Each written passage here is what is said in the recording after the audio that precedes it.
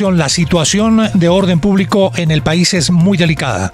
Lo que está ocurriendo en el departamento de Norte de Santander, en Catatumbo puntualmente, es tan grave que hacía muchos años no se veía una situación de emergencia y de violencia como la que hoy enfrentamos. La cifra es estremecedora. Cerca de 80 personas muertas en enfrentamientos entre el ELN y las disidencias de las FARC. La cifra de desplazados ya llega a 11.000 y el gobierno nacional está evaluando la posibilidad de tomar medidas discrecionales, medidas para atender la situación de orden público. Habrá Consejo de Ministros hoy para evaluar esas medidas de carácter de orden público. Vamos de inmediato al norte de Santander, al departamento de Norte de Santander, a Cúcuta, Elibardo Lebón. Muy buenos días. Lo último, los detalles de lo que está pasando en el Catatumbo.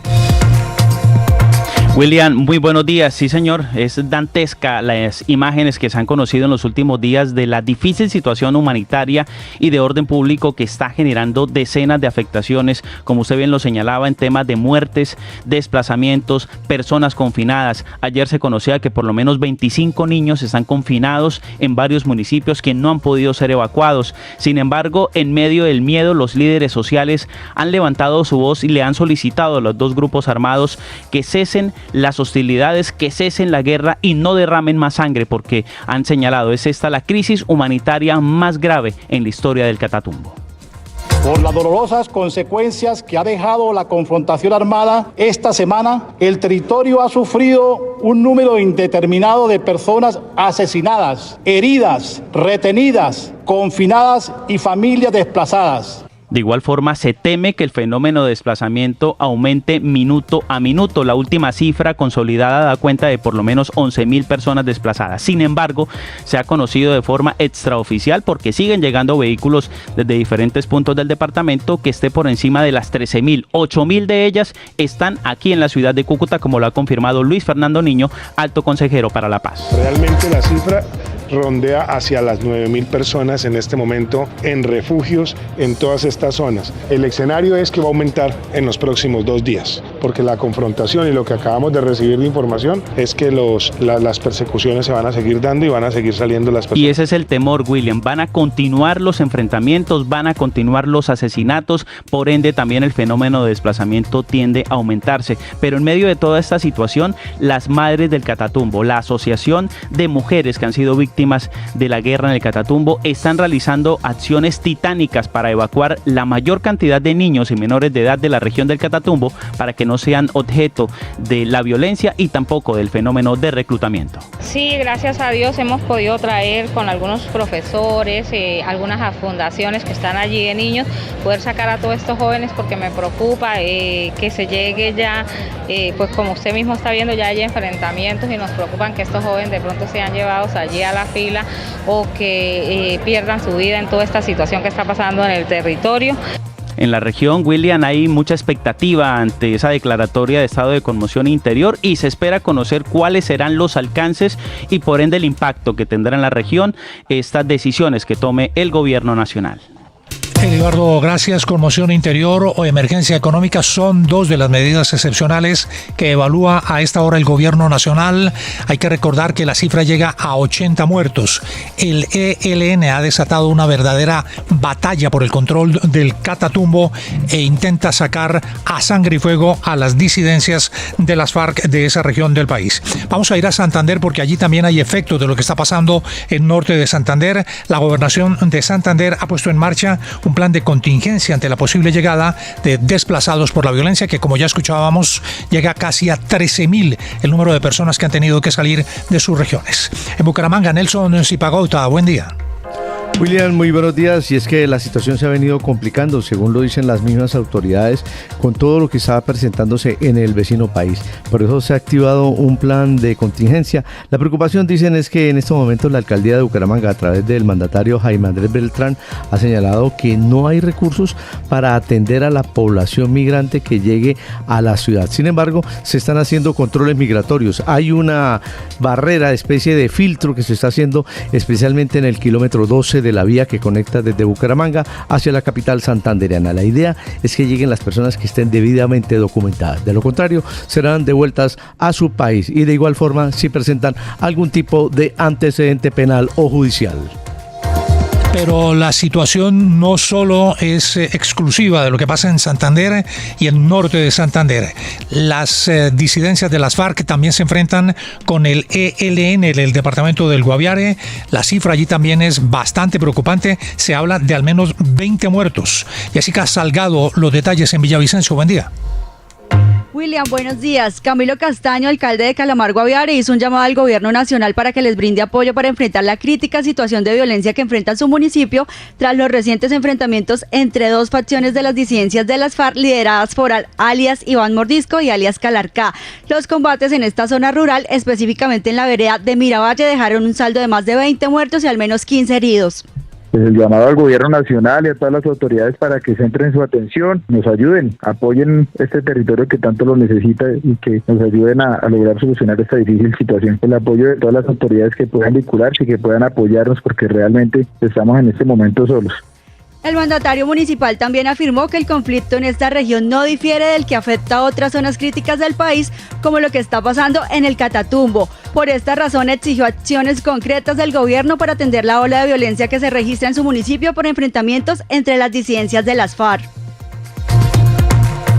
Jessica, gracias. 6 de la mañana, 8 minutos. Don Juan, es muy grave lo que está pasando en el Catatumbo.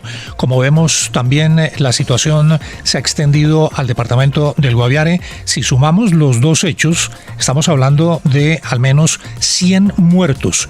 100 muertos en cuestión de 72 horas. Y lo que ocurre también en Bolívar por la misma circunstancia. Todo esto tiene un origen.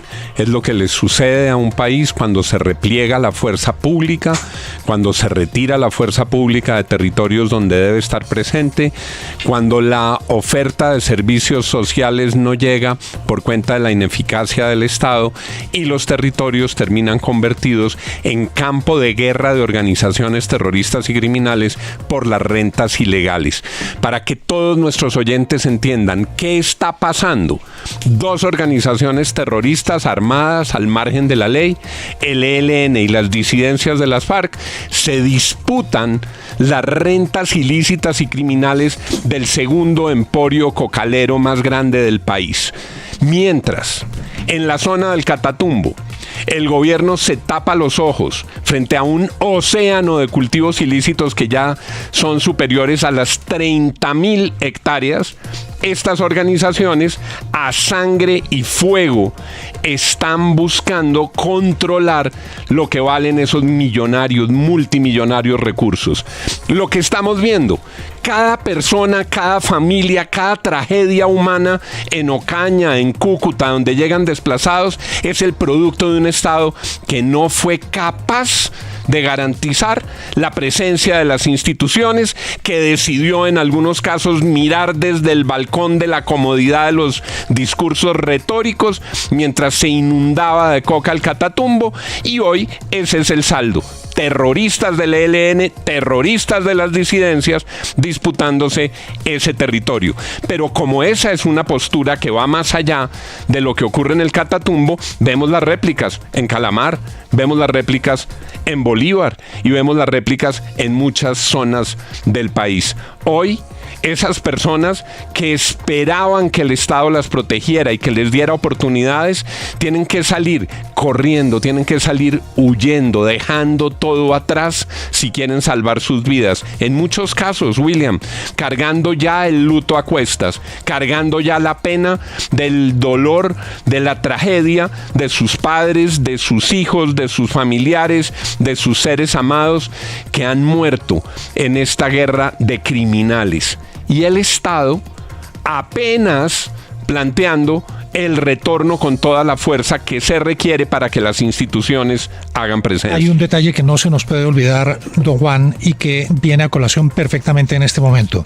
En campaña, el hoy presidente Gustavo Petro dijo que en 3 meses iba a acabar con el ELN. Pues hoy el ELN... No, iba a ser la paz, no iba a acabar, iba a ser la paz. Dijo, con el ELN. es que no va a haber ya ELN en 3 meses cuando llegue al poder el presidente Gustavo Petro. Hoy, con más de 2 años ya en el poder el presidente Petro, el ELN tiene contra las cuerdas al gobierno nacional en el Catatumbo y en el departamento del Guaviare.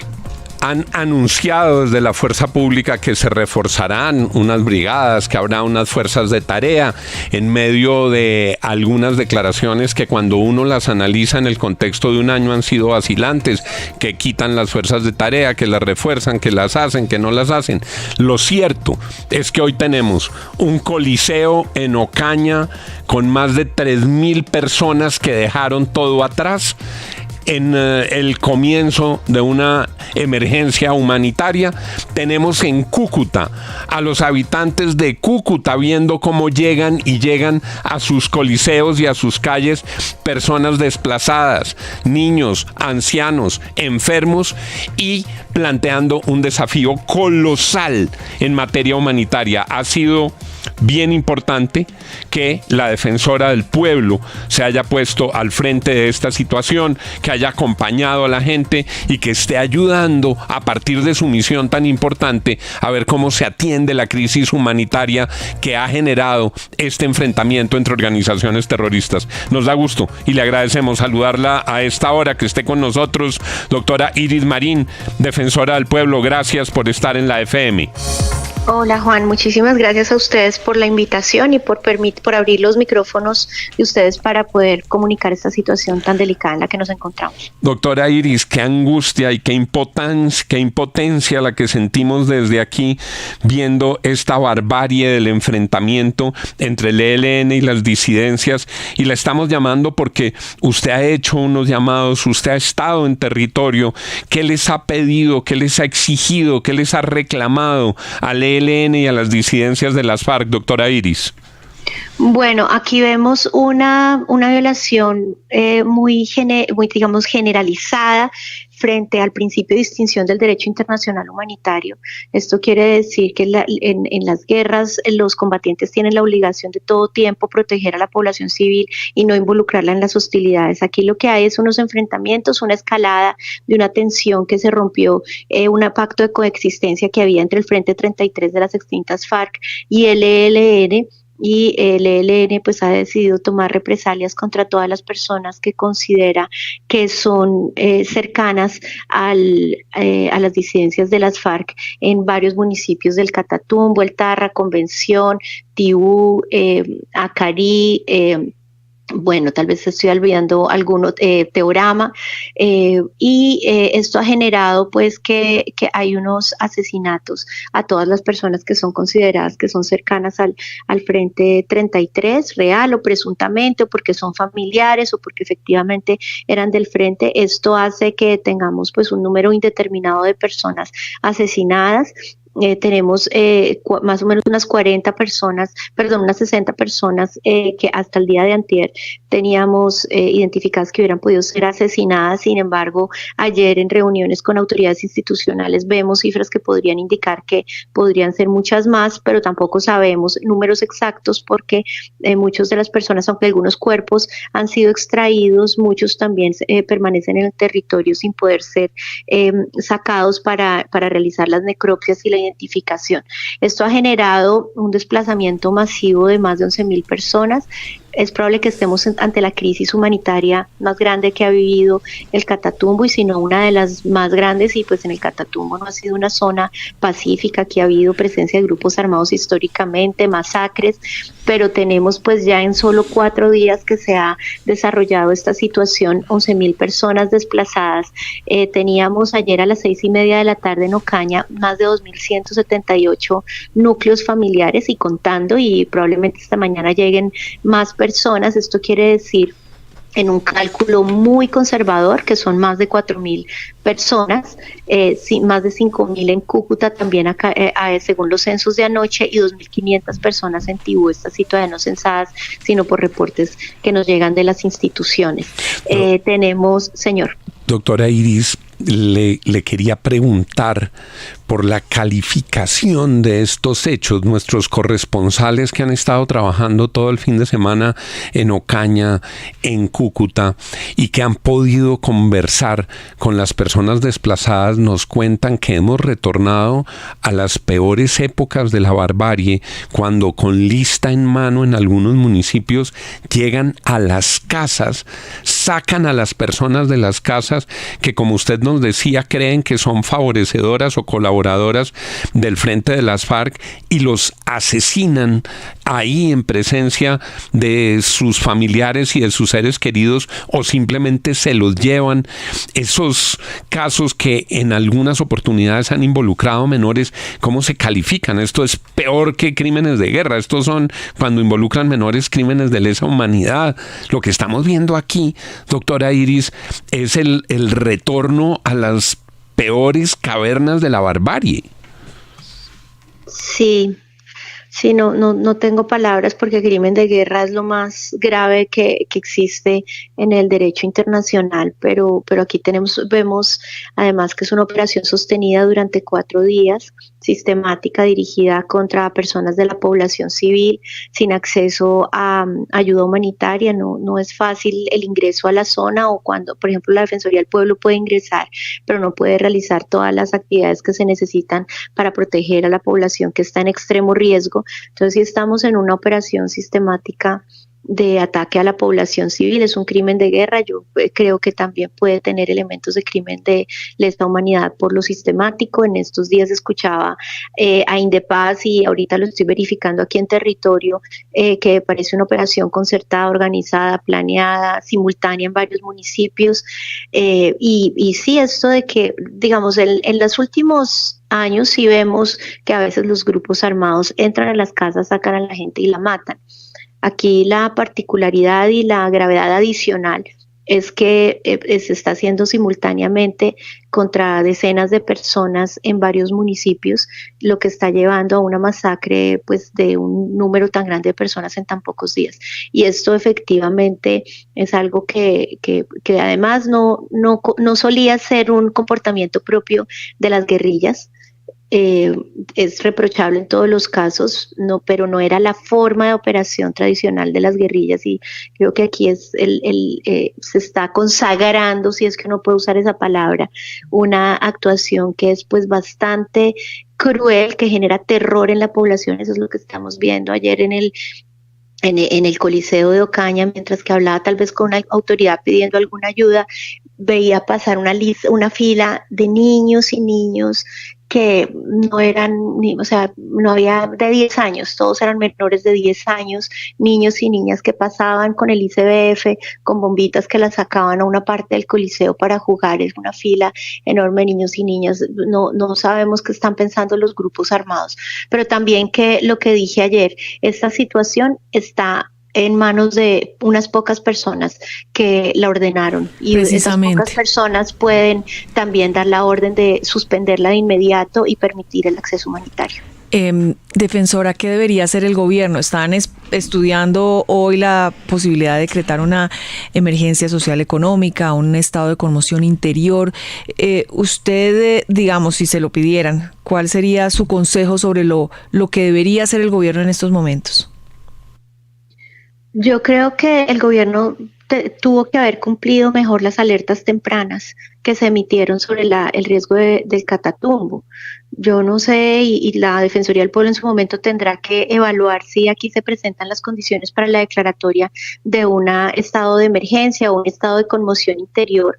Sin embargo, lo que sí puedo decir es que las advertencias estaban, las recomendaciones estaban, y en las recomendaciones no estaba declarar el estado de conmoción interior. Había medidas que se hubieran podido tomar con anterioridad y esto no se le dio la suficiente gravedad y la suficiente importancia. Ayer varias organizaciones también me decían que se habían reunido con altas autoridades del gobierno el año pasado, inclusive hace 2 años, habían hablado de intervenciones sociales, de fortalecimiento de la fuerza pública, entre otras formas de intervención, y la falta pues de una presencia institucional integral de seguridad, pero también social, también permitió que esto llegara a este punto. Señora defensora, específicamente sobre niños, niñas y mujeres, ¿qué es lo que saben ustedes de la violencia en el Catatumbo? ¿Cuál es la situación de los niños y las mujeres? Bueno, mujeres, lo que hemos visto es que muchas de las mujeres que son familiares o cercanas a personas que son calificadas de ser del Frente 33, pues son secuestradas o confinadas, muchas veces con sus hijos, y pareciera ser, según alguna información y testimonios que hemos recogido, un medio de presión para que entreguen a las personas que están huyendo o en su paradero.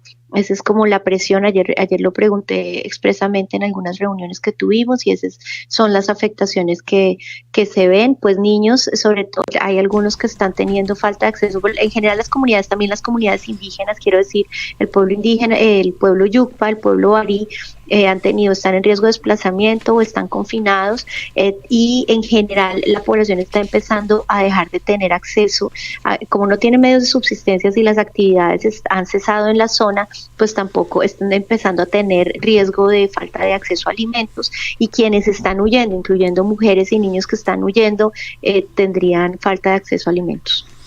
Doctora Iris, hemos sabido que en las últimas horas organizaciones sociales en el Catatumbo le han pedido que usted interceda incluso ante estas organizaciones terroristas, ante el ELN, ante las disidencias de las FARC, porque hay unas tareas mínimas que no han podido realizar, unas tareas mínimas humanitarias, como por ejemplo rescatar los cadáveres de sus seres queridos que se quedaron en la zona para poderles dar cristiana sepultura. ¿Usted valoraría esa solicitud? ¿Conversaría con ellos? ¿Eso que ellos le están proponiendo, cómo lo recibe usted y qué puede hacer dentro de sus competencias constitucionales y legales?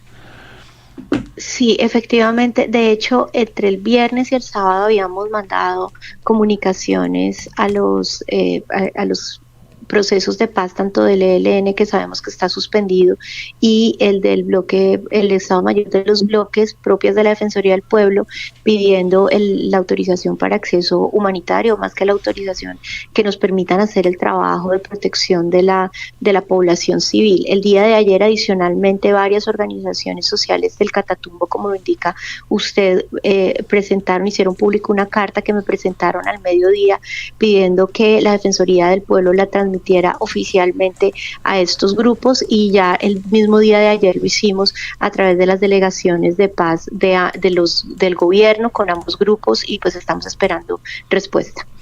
Doctora Iris, yo sé que eso es difícil, pero a veces en otras regiones del país no es sencillo comprender la inmensidad del dolor humano, del desarraigo, del abandono, de lo que se deja atrás. Usted acompañó a los desplazados, usted acompañó a estas familias, a estos niños, a estas viudas, a estos huérfanos, a estos ancianos. ¿Cómo se vivía eso en Ocaña en el día de ayer? ¿Qué estaba pasando en esos lugares donde se estaban concentrando las personas que huían para salvar su vida? Sí, voy a decir algo que puede parecer controversial, y es que tuve una cierta sensación de alivio por esas personas que lograron llegar acá, porque están huyendo de la muerte. Entonces, cuando llegan, porque desde el viernes estamos tratando de que la gente que está confinada y amenazada pueda salir, entonces cuando llegan, aunque la situación es extremadamente dramática, de alguna manera están sobreviviendo frente a la muerte. pero llegan en unas condiciones que, como usted indica, pues imagínese, hay varios albergues, estuvimos con el alcalde de Cúcuta, de Ocaña, con el secretario de gobierno, con varias autoridades, con otros alcaldes también, y por ejemplo la alcaldía aquí está haciendo todo lo que puede, pero por ejemplo anoche no habían llegado suficientes colchonetas, entonces la mayoría de las personas anoche durmieron, yo creo que calculo más de 500, digamos que tuviera 700 colchonetas en un coliseo en el que están pernoctando más de 4.000 personas, incluyendo niños y niñas. Había mujeres embarazadas. Me encontré en otro albergue con una mujer que iba a cumplir 22 años el próximo jueves y tiene 38 semanas de embarazo. Como dije, muchos niños y niñas, personas con necesidades especiales de salud. Allí además surgen unos riesgos que hay que manejar de seguridad para las personas que están ahí. No todo el mundo se puede quedar en albergues porque quienes vinieron huyendo, ayer también hablé con una persona, por ejemplo, que había caminado más de 23 horas para llegar acá porque venía huyendo y no podía salir por vías principales porque la podían matar. Ellos no pueden pernoctar en el coliseo o en un albergue público, ellos necesitan lugares de refugio especial porque aquí también pueden haber riesgos para su seguridad. También hay que evaluar todo el tema de que tantas personas estén durmiendo en un solo lugar para la salubridad, riesgos de género. Todo esto implica, y pues por supuesto que la capacidad de atención de los entes municipales se está desbordando, están coordinando con la gobernación. Ayer hablé con la directora de la unidad de víctimas y ella también está trabajando y mandó atención humanitaria, tulas de mercados para atender aquí a los desplazados, pero esto no sabemos cuánto va a durar. Y cuánta coordinación, porque es necesario que el Sistema Nacional de Atención a Víctimas coordine la respuesta humanitaria y aquí en todos los lugares en donde hay campos pues, de personas desplazadas, y tendremos que ver cuánto tiempo va a durar. Porque pues ojalá la situación mejore y pueden retornar próximamente, pero no se ve claro ese panorama. Entonces los gobiernos municipales, departamental y nacional tienen que coordinar la respuesta, porque aquí va a haber muchas personas pasando una situación muy delicada humanitaria. Son las 6:28 de la mañana. Le agradecemos a la defensora del pueblo, Iris Marín, a quien vimos a lo largo del fin de semana en el Catatumbo, en Ocaña, en los coliseos, levantando su voz ante esta tragedia que se está viviendo en Colombia. Gracias por atendernos, doctora Iris, y seguiremos muy en contacto con usted. Bueno, muchas gracias, Juan, y un saludo para toda la audiencia de la FM. Don Juan, 6:28. Como no hay Estado, lo reemplaza el ELN. Esa región se la están disputando los delincuentes. Entre el ELN y las FARC tienen el control y la fuerza pública, pues, eso pasa por el forro. Decíamos eso sobre cómo mirar desde el balcón con la fuerza pública pasa unas facturas tan severas y tan dolorosas. Hablábamos anoche, William, con muchas personas que nos están dando el insight, lo de adentro que pasa en Cúcuta.